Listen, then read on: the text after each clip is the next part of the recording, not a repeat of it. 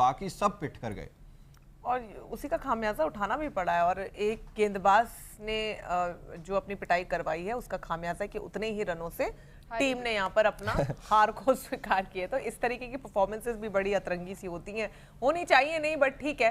हालांकि कमर कसने की जरूरत है। एक पिछला मैच भी केकेआर हार गई और अब एक बार फिर से हार गई और प्लेऑफ के बेहद करीब हम यहाँ पर है।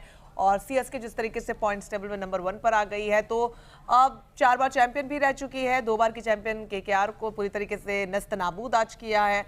कहीं ना कहीं डेंजर है, डेंजर बड़ा है, डेंजर बड़ा है अब केकेआर के लिए तो निश्चित तौर पर बड़ा है, क्योंकि पिछला मैच तो दिल्ली से हार गए थे जो अभी तक किसी कॉर्बो लॉर्बो हार्बोरे और अब दिल्ली से हार गए, आज चेन्नई से हार गए। तो वो जो है कहते हैं ना उल्टी नदी बहनी शुरू हो चुकी है केकेआर के लिए, शायद राजस्थान के लिए भी 2 मैच लगातार हार चुके हैं। देखिए मैं तो बहुत एक्साइटेड हूँ कि सीएसके वर्सेस आरआर की भिड़ंत देखने के लिए, क्योंकि मेरे हिसाब से तो टॉप 2 टीमें हैं और मुझे लगता है कि पॉइंट्स टेबल के हिसाब से भी टॉप 2 टीमें हैं। बिल्कुल। तो वो भिड़ंत जो होगी वो जबरदस्त होगी, तो वो तो नेल बाइटिंग एक्सपीरियंस होने वाला। मैं डेफिनेटली आरआर को सपोर्ट करूंगी, विद हैंड्स डाउन आरआर को सपोर्ट करूंगी, लेकिन जब तक आरआर सामने नहीं है तो चेन्नई ऑफ कोर्स।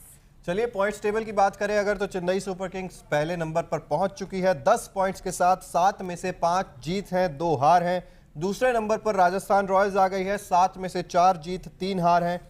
और लखनऊ सुपर जायंट्स की बात करें तीसरे नंबर पे, सेम 7 में से 4 जीत 3 हार हैं।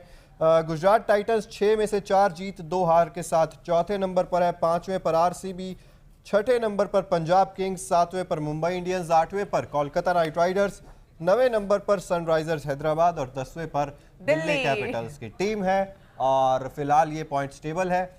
और लेकिन आज के मैच में क्या कहेंगे धोनी रिव्यू सिस्टम के बारे में? जब रिव्यू लेते हैं, मुझे लगता है कि अब वो होता है ना, नाम चेंज कर देना। हाँ, जैसे बड़े बड़े स्टेडियम्स के नाम वेटरन लोगों के नामों पर होते हैं, रेलवे स्टेशन के नाम, वैसे अब इस सिस्टम का नाम धोनी रिव्यू ही पड़ जाना चाहिए।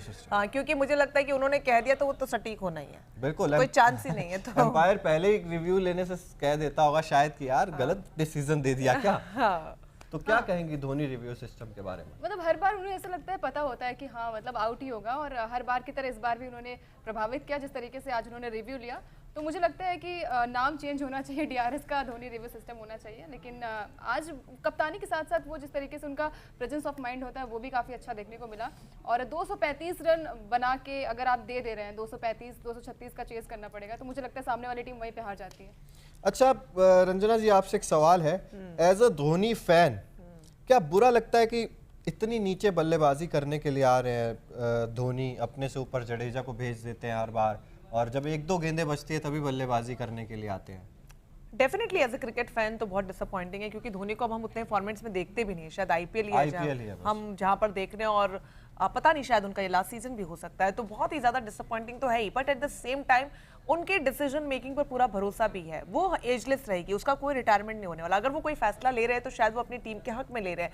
और ओवरऑल जब आपको एक अच्छा एक्सपीरियंस मिल जाता है ना, एक बड़ा स्कोर मिल जाता है, सामने वाली टीम उसको चेस करने के लिए जद्दोजहद कर रही है, आखिरी ओवर तक एक एक गेंद तक एक एक रन के लिए भिड़ंत देखने को मिलती है, और उसमें बड़ा योगदान जब कप्तान के डिसीजन मेकिंग और स्ट्रैटेजीज का होता है, तो वहां पे वो जो सारे दुख हैं वो कहीं ना कहीं दब जाते हैं, और अंत में बड़ी सी खुशी आती है जब सीएसके जीत जाती है।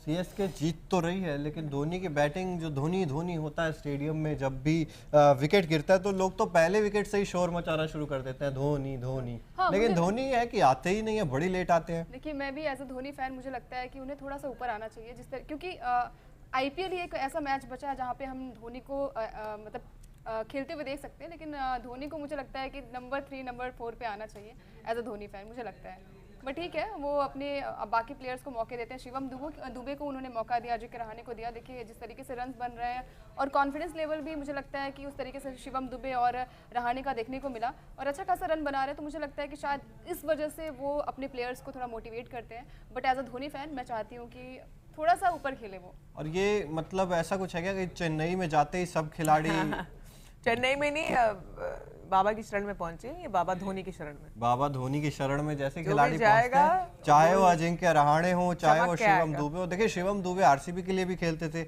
लेकिन ऐसा तो कभी खेलते हुए नहीं देखा। बाबा का आशीर्वाद है ये। चमत्कार को धोनी बाबा नमस्कार। का, हाँ, आप धोनी बाबा की शरण में जाएंगे, एकदम चमक कर निकल के सामने आएंगे, येलो जर्सी की तरह वो शाइन आउट होंगे आप। बिल्कुल। और अजिंक्य रहाणे देखिए आज तो मतलब एक बार फिर से दिखा दिया। और WTC आ रहा है, उसमें हम कहते थे भाई कौन खेलेगा नंबर 4 पे, क्या अजिंक्य रहाणे की वापसी हो सकती है टीम इंडिया में? आइडिया, अनुमान?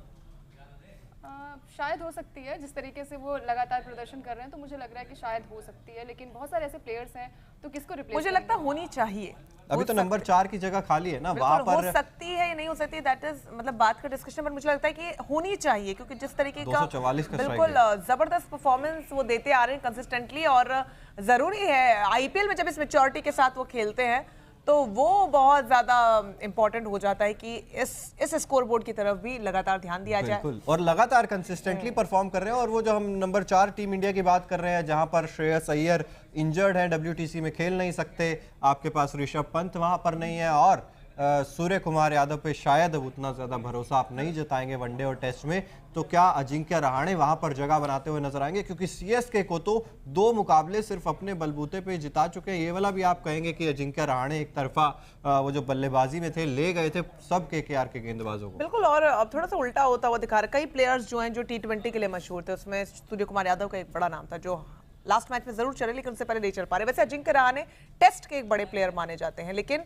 अब आईपीएल में मतलब T20 का फॉर्मेट का बादशाहत उन्हें हासिल नहीं है, लेकिन इस बार जो वो रोमांच दे रहे हैं अपनी परफॉर्मेंसेस के जरिए, वो सोच को बदलने के लिए मजबूर कर रही है कि नहीं, ये अभी भी हर फॉर्मेट में उम्दा खेल सकते हैं। बिल्कुल, और तारीफ की है नीतीश राणा ने भी अजिंक्य रहाणे की। उन्होंने कहा कि जिस तरीके से अजिंक्य ने बल्लेबाजी की, काफी सारे पुराना चावल है और अच्छा प्रदर्शन कर रहे हैं अब लगातार। बिल्कुल प्रदर्शन कर रहे हैं, जिस तरीके से पिछली बार भी उन्होंने मैच को जिताया और इस बार भी मैच को नाबाद 71 रन बनाए, तो मुझे लग रहा है कि लगातार वो अच्छा प्रदर्शन कर रहे हैं और ऐसे ही करते रहें। और CSK की एक अच्छी खासियत ये भी है कि बल्लेबाजी के साथ साथ उनकी गेंदबाजी भी काफ़ी अच्छी है, तो मुझे लगता है कि कॉम्बिनेशन काफ़ी अच्छा। और धोनी की रणनीति तो मुझे लगता है कि जिस तरीके से वो डिसीजन लेते हैं वो काफ़ी अच्छा है।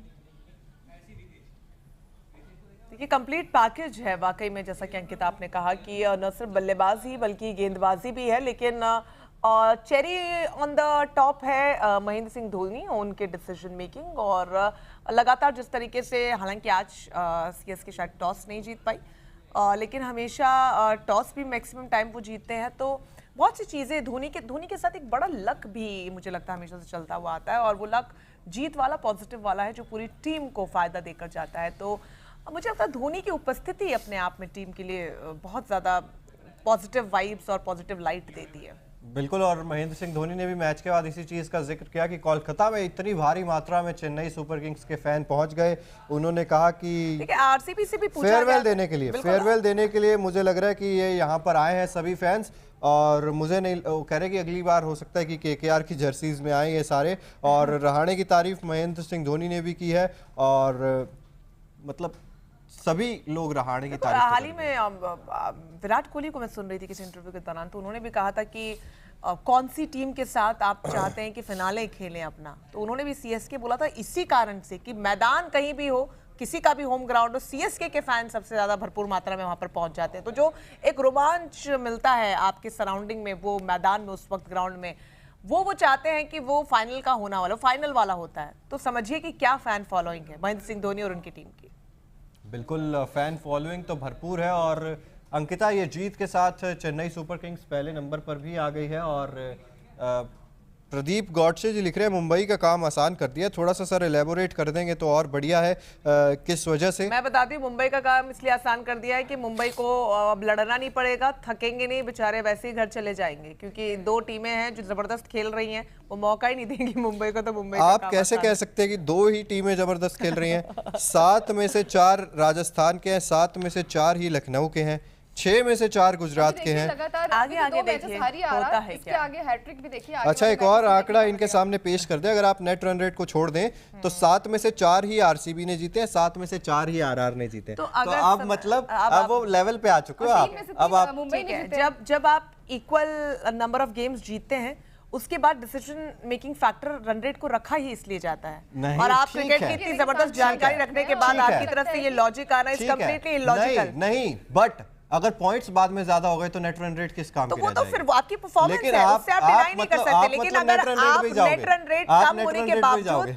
आप पायदान पे नीचे होने के बावजूद Net run आज rate ये तो बोल रहे हैं तो एक ये मैं मैच में डिस्कार्ड सुधर जाएगी वो तो, ये मैं एक मैच में discard- सुधर जाएगी वो वही तो, मैं अगर कह रही कोई हूँ, जब बड़ा मैच सुधरेगी जीत आप जाता। दोबारा से इसे दोहराइएगा तब ये वैलिड होगा। अभी नहीं, कंप्लीटली मैं बात कर इलॉजिकल है। नहीं, नहीं, मैं कोई बात base कर ले रहा सकता हूँ है मैं कि- बात कर रहा हूँ कि 7 में से 4 दोनों ने जीते हैं, तो आप मेरी इस बात चीज- नहीं इस समझ फैक्टर रहे। नहीं- आप समझ ही नहीं। जब पॉइंट्स टेबल में एक क्राइटेरिया सेट किया जाता है वो इसलिए किया जाता है कि एक कदम एक टीम को आगे कैसे रखें। कोई बात नहीं, लगातार 2 मैचेस जीत एग्जैक्टली तो जब नेक्स्ट टाइम आपकी टीम जीतेगी और नंबर ऑफ जीत में जब आगे आ जाएगी तब आप लगातार- बोलिएगा मैं एक्सेप्ट करूंगी। आज लगातार- कंप्लीटली बेसलेस तो मतलब आप ठीक है, नेट रन रेट सेकेंडरी होती है ना, वो चीज तो ध्यान में रखिए। होती है। जब इंपॉर्टेंट आप होती है, भी मैं 3 मान रहा गेम हूँ। जीते हैं, मैं भी 3 गेम जीती हूँ, तो हम दोनों बराबर हो जाएंगे। किसको एक पायदान ऊपर रखा जाएगा तब नेट रन रेट का जिक्र होता है। हाँ। तो उसको आपको अहमियत देनी होगी because that is a decision making factor.